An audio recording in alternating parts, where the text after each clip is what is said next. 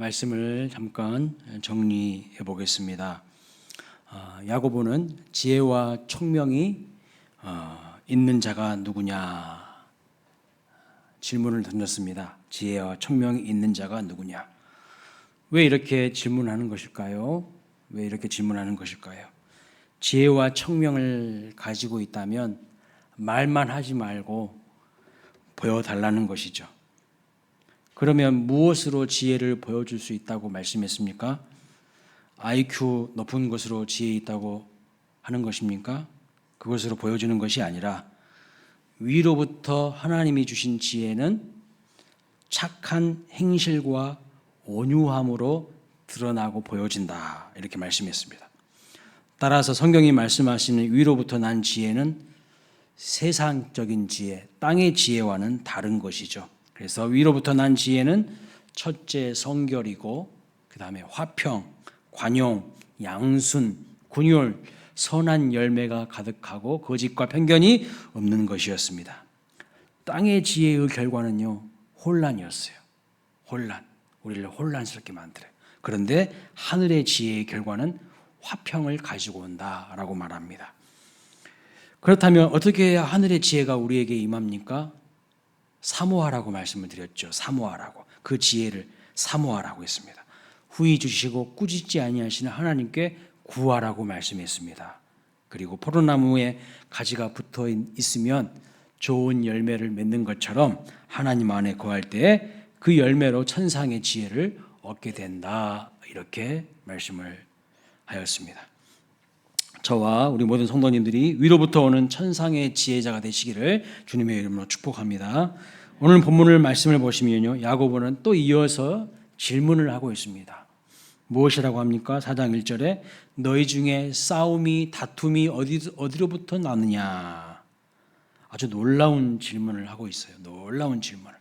왜 놀라운 질문이냐면 인류의 역사는요, 전쟁의 역사, 싸움의 역사라고 해도 과언이 아닙니다. 인류 역사를 어떻게 구분하냐면요, 선사시대와 역사시대로 구분합니다. 선사시대란 문자를 사용하지 않았던 시대를 선사시대라고 하고, 역사시대라는 것은요, 문자를 가지고 기록한 시대를 말합니다. 인류 역사에서 선사시대와 역사시대가 갈라지게 되는데, 이렇게 갈라지게 되는데, 역사시대가 몇 년 정도 될 것 같아요, 여러분? 문자를 가지고 기록한 시대는 약 3,500년 정도밖에 되지 않습니다. 그런데 지난 3,500년 동안 전쟁이 없었던 시기, 싸움과 다툼이 없었던 시기가 얼마나 될 것 같습니까? 20세기를 대표하는 문명사학자인 윌 드런트라는 사람이 그의 책 역사의 교훈에서 이렇게 말합니다. 3,500년 중에 전쟁이 없던 해는 268년밖에 안 된다. 역사시대에 7.8%밖에 안 된다는 거예요. 전쟁이 없었던 시기가. 그럼 과거에는 전쟁이 많았는데 현대에 올수록, 요즘 시대에 올수록 평화시대가 많아졌을까요? 전쟁은 없어지고 천만의 말씀. 더 전쟁이 알고 보면 많습니다. 여러분, 한국 전쟁에서 몇 명이 죽은 줄 아세요? 63만 명이 죽었어요. 죽은 사람만 63만 명이에요. 부상자 이런 거 포함하면요, 어마어마하죠. 세계적인 학자인 엘빈 토플러는 이렇게 말합니다. 1945년부터 90년까지 2340주 동안 지구촌에 전쟁이 없었던 시기는 단 3주밖에 없었다. 계속해서 싸운다는 거예요. 전쟁한다는 거예요. 치고받는다는 거예요. 그리고요, 2025년 현재 전 세계 주요 분쟁 지역은 다음과 같습니다. 저 사진 보십시오. 우리는요, 우크라이나와 러시아가 전쟁하고 있다는 사실을 알고 있죠. 이스라엘과 하마스도 전쟁을 하고요, 이스라엘과 레바논도 전쟁을 하고 있어요. 작년에는 이란이 이스라엘을 공격했습니다. 얼마 전 지진이 일어난 미얀마도요, 내전이 계속되고 있어요. 그리고 중국과 대만이 계속 갈등하고 분쟁합니다. 전 세계가 싸움과 분쟁으로 가득합니다. 언제 제3차 세계대전이 터질 줄 몰라요. 그런데 국가만 분쟁하는 것이 아니라, 지워주세요. 집안에서도 싸워요. 집안에서도 분쟁이 끊이지 않습니다. 부부가 싸우고 형제가 싸웁니다. 특히 우리가 생각하는 것보다 이 재산 다툼, 유산 다툼이 많은 가정에서 벌어지고 있더라고요. 저는 재벌들만 이 유산 가지고 막 싸우는 줄 알았더니 이 재벌가만의 이야기가 아닙니다. 사진 한번 보여주세요. 저게 뭐냐면요, 연도별 상속 소송 건수예요. 2021년에 무려 4만 건이 넘는 상속 소송을 하고 있는 나라가 우리나라예요. 부모님 상속을 가지고 형제들끼리 치고받고 싸우는 거예요. 나라가 분쟁하고 가족이 분쟁 중이에요. 제가 아는 어떤 분도 형제들하고 심하게 싸웠어. 부모님 재산 가지고. 그 지금까지도 안 본대. 근데 그때 그거 조금 더 가지려고 하다가 의가 상해가지고 형제들끼리. 그걸 제일 후회하신다고 하더라고요. 슬프다고 하더라고요. 정말 슬픈 것은요, 정말 슬픈 것은 국가와 국가가 전쟁을 벌입니다. 집안에서도 싸움이 있습니다. 근데 정말 슬픈 것은 교회 안에도 분쟁이 끊이지 않는다는 거예요. 교회들도 싸우고 갈라지고 분열된 교회들이 엄청나게 많아요. 오늘 야고보가 묻습니다. 너희 중에 다툼이 어디로부터 나느냐? 야고보서의 1차 수신자는요, 초대교회 성도들입니다. 믿는 자들이에요. 그러니까 성도들 사이에도 다툼과 분쟁이 있었다는 말이에요. 그것도 초대교회 안에도. 우리가 이상화하는, 우리가 항상 그런 말 하죠. 초대교회로 돌아가자고. 그런데 초대교회도 점차 시간이 흐름에 따라서 교회가 변질되고 교회가 타락하면서 분쟁이 있었다는 거예요. 하나님 앞에 예배하러 와서 왜 싸울까요? 가만히 보니까, 그런데 그것은 아주 오래전부터 있었던 인간의 역사입니다. 아담과 하와가 하나님께 죄를 범하죠. 그 다음부터 아담과 하와의 아들이 가인과 아벨이 서로 시기 질투하면서 형이 동생을 죽입니다. 아벨의 예배는 하나님이 받아주시고 가인의 예배는 받아주시지 않으니까 가인이요 아벨을 시기 질투해서 죽여버려요. 우리가 모델로 삼고 싶어하는 초대교회에도 그런 싸움과 다툼이 있었다는 거예요. 여러분 고린도 전서 말씀을 봐보세요. 고린도 교회 안에도 파당이 있었어요. 무슨 교회가 정치 집단입니까? 파당을 벌이게.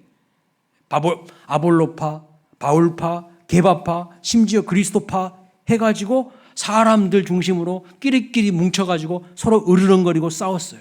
그러니까 사도 바울이 고린도 교회에 편지하면서 너희들은 유치하고 어리석은 자다고 그렇게 이야기합니다. 미숙하다고 이야기합니다. 사도 바울과 바나바가요, 제1차 전도 여행 중에 중간에 힘들다고 도망간 마가 요한을 제2차 전도 여행에 데리고 가냐, 데리고 가지 마느냐, 이 문제 가지고 또 바울과 바나바가요, 대판 싸웠어요. 그리고 다른 길로 전도 여행을 가버리는 내용이 사도행전에 버젓이 기록되고 있습니다. 이 싸움의 문제가, 다툼의 문제가 이 세상을 지배하고 가정을 지배하고 교회까지 지배하고 있어요. 오늘 본문에서 야고보는 바로 그런 문제를 아주 깊이 다루고 있습니다. 원인을 묻습니다. 너희 중에 싸움이, 다툼이 어디로부터 나는 것이냐? 도대체 그 원인은 무엇이냐? 놀랍게도 야고보는 그 원인을 이렇게 말합니다. 1절 하반절 보십시오. 너희 지체 중에서 싸우는 정욕으로부터 나는 것이 아니냐? 세번역 성경에서는 이렇게 말합니다. 여러분의 지체들 안에서 싸우고 있는 육신의 욕심에서 생기는 것이 아닙니까? 이렇게 번역하고 있어요. 놀랍게도 문제의 원인이 외부에 있지 않다는 거예요. 문제의 원인이 환경이 아니라는 거예요. 내부에 있어요. 문제가 외부에 있지 않고 내부에 있다고 말씀하고 있어요. 우리는 자꾸 분쟁의 원인을 상대방에게서 찾습니다. 남 탓하기 바빠요. 저 사람이 문제다고.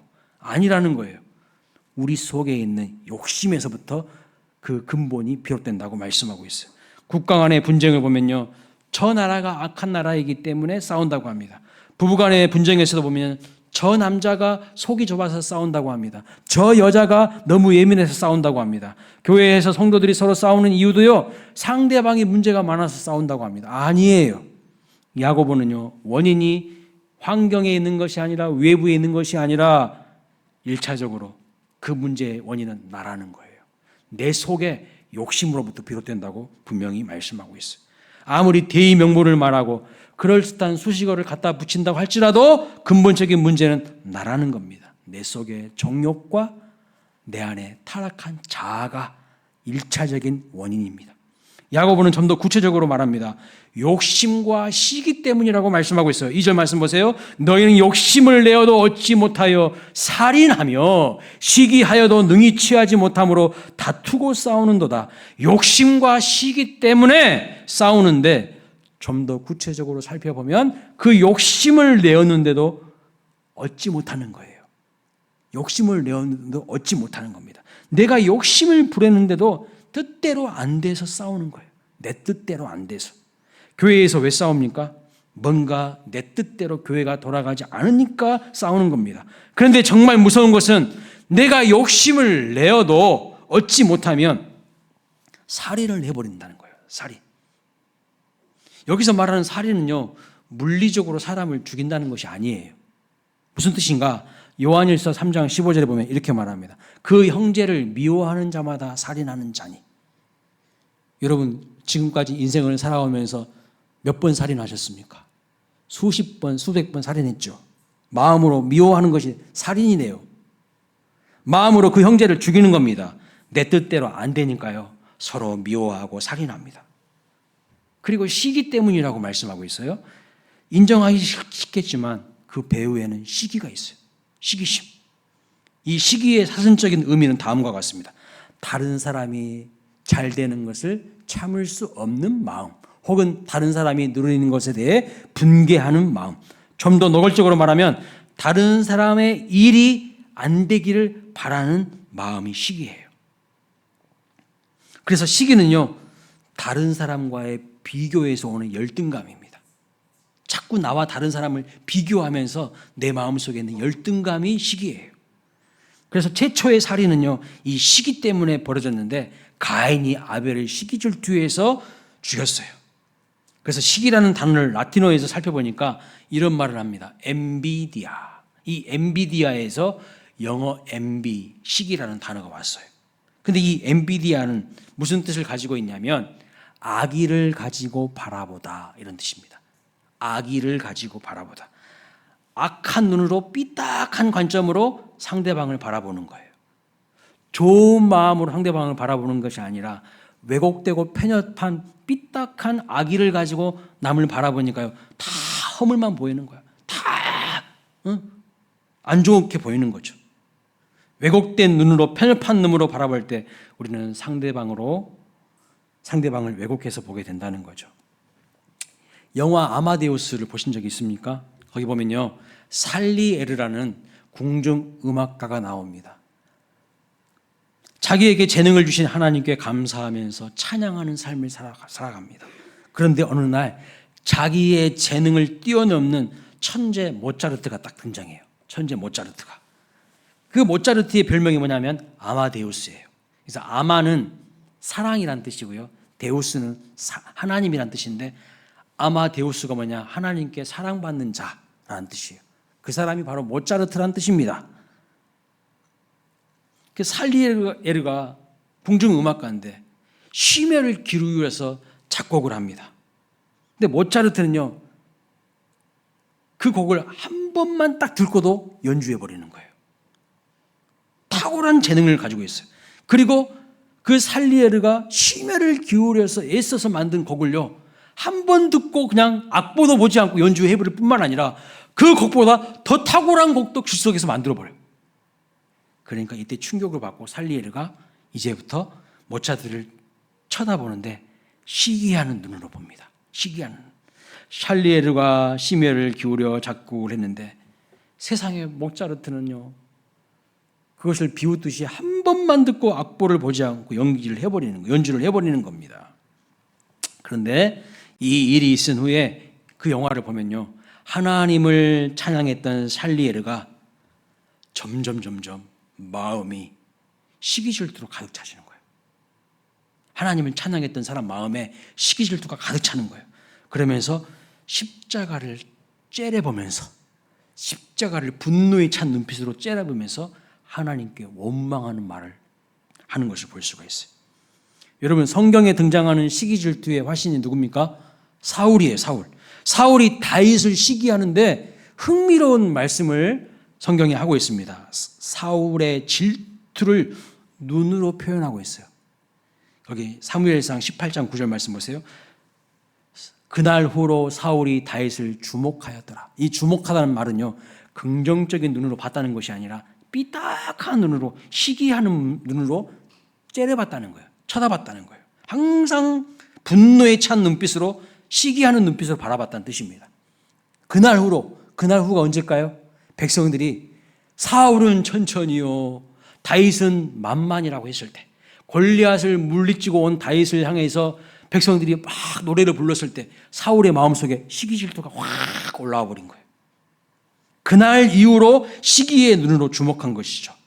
여러분, 시기는 그 대상이 멀리 있는 존재가 아니라 가까운 지인이나 친구라는 점입니다. 라이벌이란 말 아시죠? 라이벌이란 말의 뜻이요, 리버에서 왔어요. 강물에서. 무슨 뜻이냐? 같은 강물을 먹는 사람이 라이벌이라는 것이죠. 무슨 뜻이냐면요, 동정 업계에 있는 사람들끼리 시기질투한다는 거예요. 여러분, 우리 교회가 부흥하면 누가 시기질투할까요? 네? 저기 불교 절에서 시기질투할까요? 아니에요. 가까운 교회가 질투하지 않겠습니까? 네. 대답은 여러분에게 맡기겠습니다. 여러분, 드라마에서 아주 인기 있는 남자 배우를 질투하는 남자분들 없을 거예요. 드라마에 나오는 아주 인기 있는 미모의 여자 배우를 질투하는 여자분들은 없을 것입니다. 왜냐하면 그분들은 여러분과 동종업계에 있는 사람들이 아니기 때문입니다. 그런데 우리는 가까운 내 친구나 형제나 동료를 질투합니다.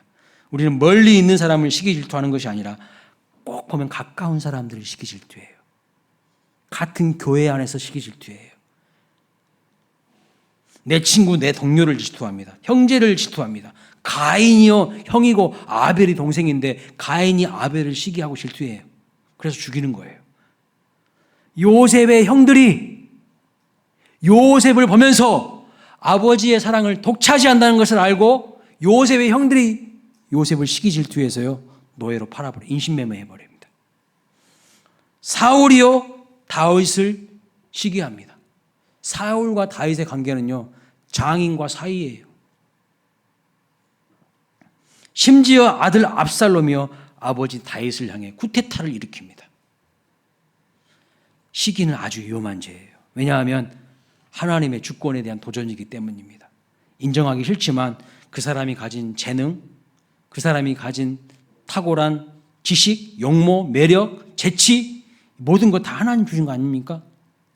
인정하기 싫지만 시기하는 것은요, 결과적으로는 하나님의 주권에 대한 도전이에요.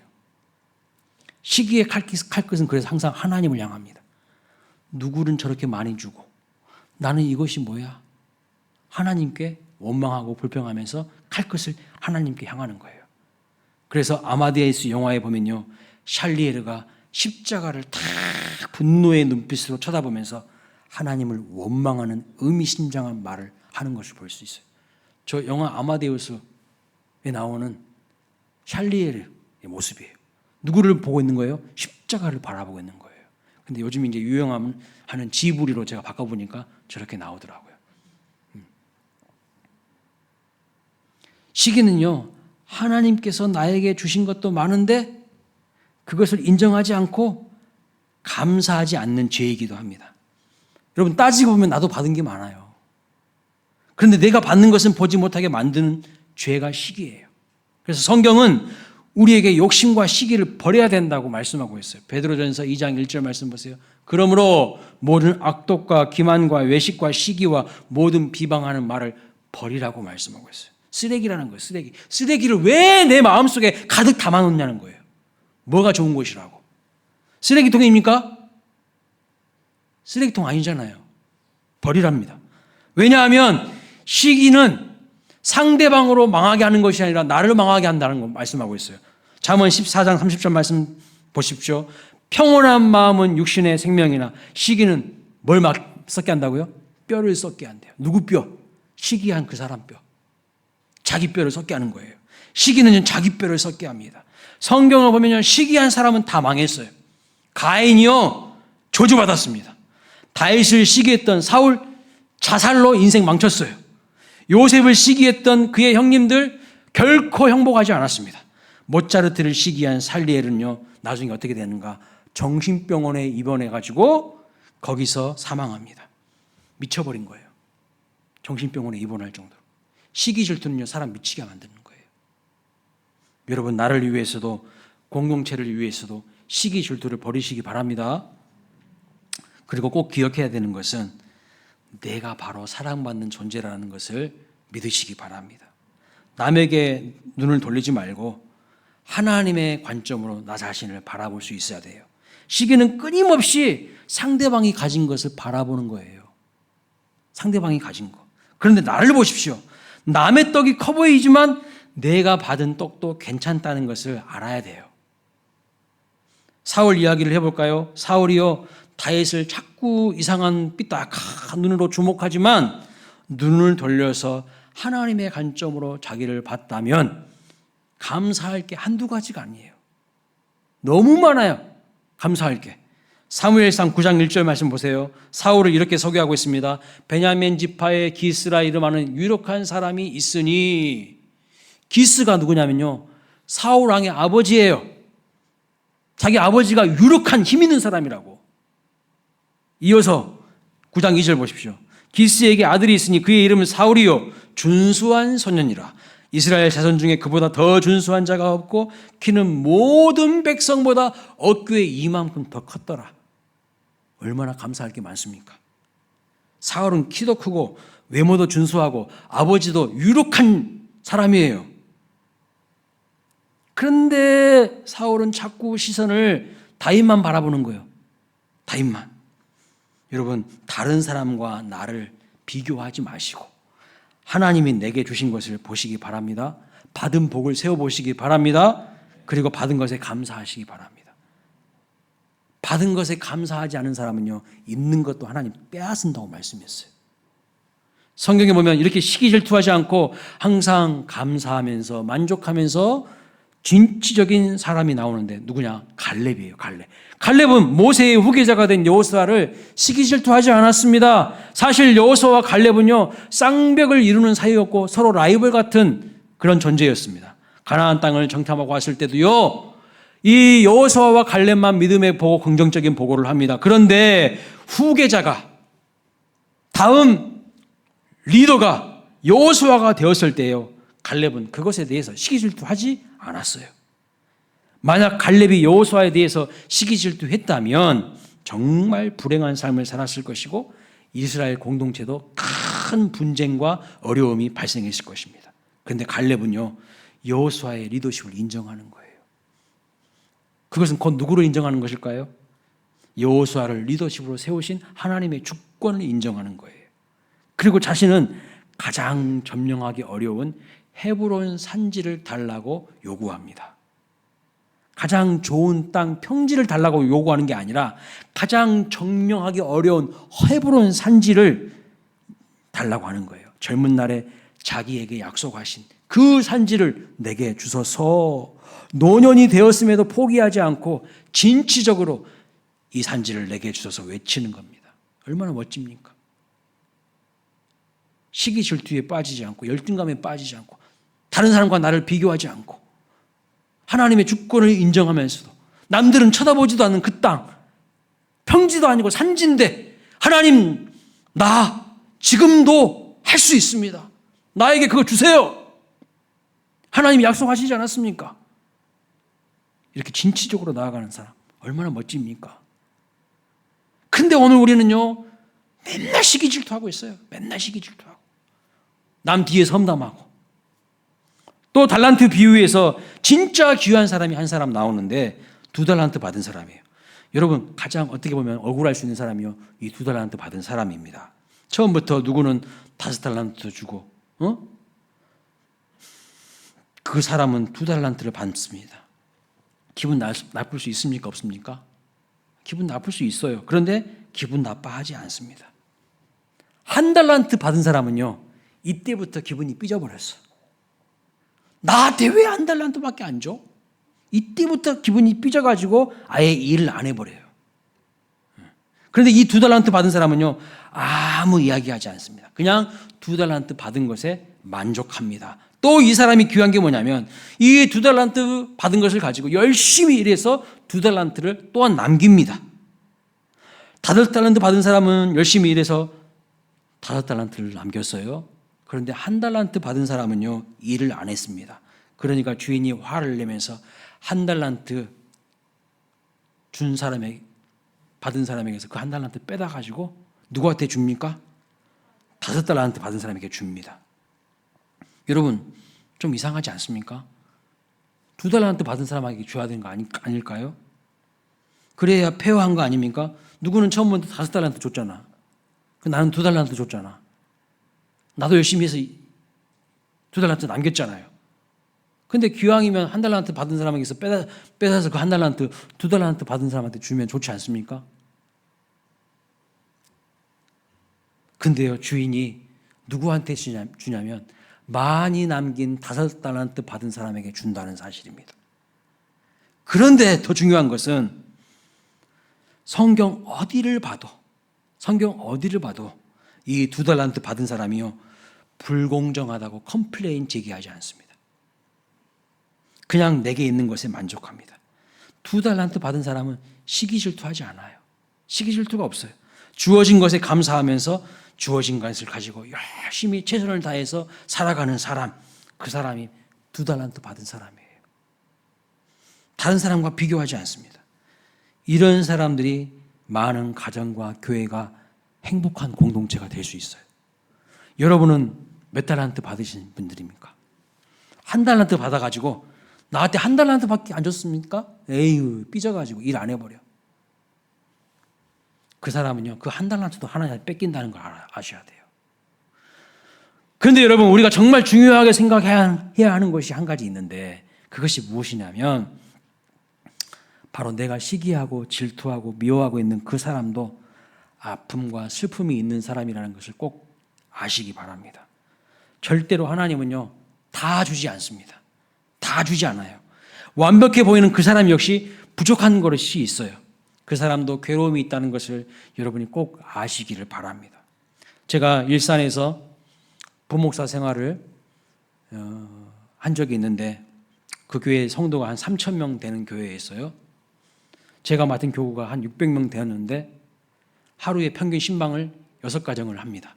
많게는 8가정. 그런데 매일 신방할 내용을요, 깨알같이 자세하게 보고해서 그분들 사진까지 첨부해서 담임 목사님한테 매일 보고를 했어요. 그런데 제가 신방을 가서 보니까, 많은 가정을 신방을 가서 하다 보니까 한 가지 깨달았어요. 하나님이 깨닫게 하신 게 있어요. 뭐냐면 어느 가정을 가든지 문제 없는 가정이 없다는 사실입니다. 다 문제가 있고요, 눈물이 있더라고요. 정말 경제적으로 잘 사는 가정도 다 한 가지 이상씩 문제가 있었어요. 겉으로 보면 아이고, 저 가정은 문제가 없겠지, 엄청 잘 살잖아, 경제적으로 부유하잖아. 아니에요. 가서 보니까 그게 아니더라고. 천만의 말씀. 경제적으로 잘 살면요, 자녀가 문제가 있든지 질병에 문제가 있든지 또 다른 문제가 있더라고. 그냥 문제 없는 집은 한 가정도 없어요. 다 문제가 있어요. 다 눈물이 있고 아픔이 있어요. 그러니 여러분, 시기 질투하지 마세요. 시기 질투하지 말라고요. 사랑으로 사시기 바랍니다. 고린도전서 13장에 나오는 사랑의 정의 중에 하나가 바로 시기하지 않는 거예요. 사랑은 시기하지 아니하며, 사랑은 허물을 덮어주는 거예요. 로마서 12장 15절이 말하는 대로 즐거워하는 자들과 즐거워하고 우는 자들과 함께 우는 것이 그 사랑이에요. 근데 여러분, 대부분의 사람들이 다른 사람이 잘 될 때에 함께 기뻐하는 것은 잘 못해요.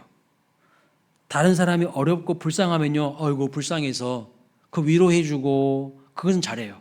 근데 다른 사람이 뭔가 나보다 좀 잘 되는 것 같다 싶으면 거기서부터 스물스물 이 시기란 놈이 올라와. 응? 삐딱해져 마음이. 대부분의 사람들이요, 다른 사람 잘 될 때 함께 기뻐하지 못합니다. 대한민국 초등학교 1학년 시험 문제에 이런 문제가 나왔어요. 사촌이 땅을 사면 가로 넣기가 나왔어요. 여러분, 정답이 뭐죠? 배가? 모른 척 하세요. 여러분들 잘 아시잖아. 여러분들 배가 아프시잖아. 사촌이 땅을 사면 배가 아프다. 그런데 몇몇 아이들이 답을 썼는데 이렇게 썼어요. 사촌이 땅을 사면 가본다. 둘러본다. 와, 좋겠다. 정말 좋겠다. 여러분, 이렇게 순수한 마음이 하나님이 찾으시는 기뻐하는 마음 아닐까요? 저는 이 답이 정말 정답이라고 생각합니다. 이 답이. 이 순수한 이 아이들의 마음이 정답이에요. 배가 아프다? 잘못된 답이에요. 배가 아프다? 잘못된 답이야. 그런데 어떤 초등학생 아이가요, 이렇게 답을 썼다고 합니다. 사촌이 땅을 사면 나는 씨를 뿌린다. 와, 너무 멋져요. 근데 선생님은, 세상에 물든 선생님은요, 이 답을 틀렸다고 빨간 펜으로 그어버렸어. 네? 이게 맞는 답 아닐까요? 남을 축복하는 마음, 시기하지 않는 마음, 선한 마음으로 시기와 질투를 이기는 마음, 이게 바로 우리 주님이 찾으시는 마음이에요. 우리 주님이 기뻐하시는 마음이에요. 그런데 죄로 인해서 부패해지고 오염된 우리의 마음들 어떻습니까? 어른들의 마음이 문제예요. 애들은요, 별 문제가 없어요. 사실 세상에 오염되어서 시기 질투하는 우리 어른들의 마음이 문제 아닙니까? 부패하고 죄로 오염된 마음을 어떻게 그러면 이길 수 있을까요? 우리 힘으로는 이길 수 없습니다. 어떻게 깨끗해질 수 있습니까? 어떻게 우리의 마음이 다시 새로워질 수 있습니까? 내 마음에요, 십자가가 아로 새겨져야 돼요. 내 마음에 십자가 없으면요, 깡통이에요. 주님의 보혈로 우리의 부패하고 오염된 마음이 새로워져야 합니다. 내 힘으로 되는 게 아니기 때문에 주의 보혈을 의지해야 되는 거예요. 그래서 찬송가 268장 가사에 보면 이렇게 말합니다. 죄에서 자유를 얻게 함은 보혈의 능력, 육체의 정욕, 욕심을 이길 힘은 보혈의 능력, 부정한 모든 것 밝히시는 그 참 놀라운 능력, 주의 보혈이 내 마음속에, 주의 십자가가 내 마음속에 아로 새겨져 있어야만 진짜 그리스도인인 거예요. 시기 질투하고 원망불평하는 사람 잘못된 거예요. 나아가서 시기 질투, 인간의 욕심을 이기는 비결이 무엇이라고 성경은 말씀하고 있습니까? 이렇게 말합니다. 갈라디아서 5장 16절 17절 읽어봅니다. 시작. 내가 이르노니 너희는 성령을 따라 행하라. 그리하면 육체의 욕심을 이루지 아니하리라. 육체의 성욕은 성령을 거스르고 성령은 육체를 거스른다. 이렇게 말씀합니다. 성령 충만하면요, 육체의 욕심을 이길 수 있어요. 시기 질투를 이길 수 있습니다. 내가 수행하고 내가 막 돌을 닦는다고 해가지고 되는 게 아니에요. 성령의 다스림을 받아야 돼요. 성령의 통치를 받아야 돼요. 성령의 충만함을 받아야 돼요. 그럴 때에 시기 질투를 이길 수 있어요. 내 마음에 진정한 하나님의 나라가 임하게 되는 거예요. 야고보는 다툼과 싸움에 대한 이유가 욕심이라고 이야기하면서 갑자기 기도 이야기를 합니다. 오늘 야고보서 4장 2절 3절 말씀 보세요. 너희가 얻지 못함은 구하지 않기 때문이요, 구하여도 받지 못함은 정욕으로 쓰려고 잘못 구하기 때문이라. 아니, 무슨 다툼 시기 질투 이야기하다가 왜 기도 이야기할까요? 기도 이야기를 하려고 하는 것이 아니라 핵심이 뭐냐면 욕심이 얼마나 위험한 것인지를 알아야 한다는 거예요. 욕심은요, 수평적인 인간관계도 다 파괴시킬 뿐만 아니라 더 나아가서 하나님과의 수직적인 관계에도 문제를 일으킨다는 거예요. 기도의 문을 확 막아버린다는 거예요. 온갖 좋은 것이, 온갖 좋은 은사와 선물이, 복이 위로부터 하나님께로부터 오는데 이 욕심이 하나님과 나 사이의 길을 딱 막아버려요. 복이 오는 걸 다 막아버리는 거예요. 시기 질투가요, 복이 오는 걸 다 막아버린다는 거예요. 온갖 좋은 은사와 온갖 좋은 선물이 오는 것을 다 차단시켜버린다는 거예요. 여러분, 시기 질투하면서 원망불평하면서 삐딱한 눈으로 누군가를 보면서 복 주세요, 복 주세요, 복 주세요, 그 기도하는 거요, 아무 씨알데기 없어요. 하나님 복 안 주셔요. 하나님 뭐라고 말씀하시나요? 시기 질투 버려. 그 사람 용서하고 와. 그 사람하고 화해하고 와. 그래야 네가 하는 기도 내가 들을 거야. 그렇게 말씀하셨어요. 백날 청날 복 주세요, 복 주세요, 복 주세요 해봤자 하나님은요 안 들으셔요. 먼저 시기 질투 버리라는 거예요. 네 욕심 버리라는 거예요. 사랑하라는 거예요. 용서하라는 거예요. 그러면 온갖 좋은 은사와 선물이 빛들의 아버지께로부터 우리에게 임한다고 분명히 말씀하고 있습니다. 기도의 응답이 안 되는 이유가 뭡니까? 욕심이라는 거예요. 그 욕심 때문에 시기 질투한다는 거예요. 따라서 주님의 십자가로 내 마음을 가득 채워달라고, 주의 보혈로 나를 매일매일 새롭게 해달라고 간구하시기를 바랍니다. 사람과의 원만하지 못한 관계, 용서하지 못한 마음, 이것은요 더 나아가서 하나님과 나 사이를 딱 막아버리는 거예요. 하나님 앞에 못 나가요. 깊이 못 나가. 그래서 용서하셔야 돼요. 누구를 위해서요? 여러분 자신을 위해서 용서하셔야 돼요. 용서할 수 없는데요? 당연히 용서할 수 없죠. 우리가 무슨 능력이 있습니까? 십자가의 사랑으로. 주님, 나는 용서할 수 없습니다. 그러나 주님이 나를 용서해 주셨기에 나도 그 사람을 십자가의 사랑으로 용서하길 원합니다. 하나님 앞에 맡깁니다. 이런 마음이 있어야 된다는 거예요. 그래서 여러분, 할 수만 있거든 모든 사람들과 화목하라고 말씀하셨어요. 왜요? 기도의 문이 막히지 않도록, 복이 오는 통로가 막히지 않도록 할 수 있거든 모든 사람과 화목하라. 이 주님의 말씀을 순종하시기 바랍니다. 그래야 위로부터 주시는 복을 받아 누릴 수가 있는 겁니다. 기도의 문이 막히지 않아야 은혜 안에서 강건한 삶, 평안한 삶 살 수가 있어요. 기도의 문이 막히지 않아야 하나님의 나라가 내 안에 임합니다. 하나님의 나라가 뭐라고 했습니까? 의와 평강과 희락이라 했죠. 희락은 기쁨이에요.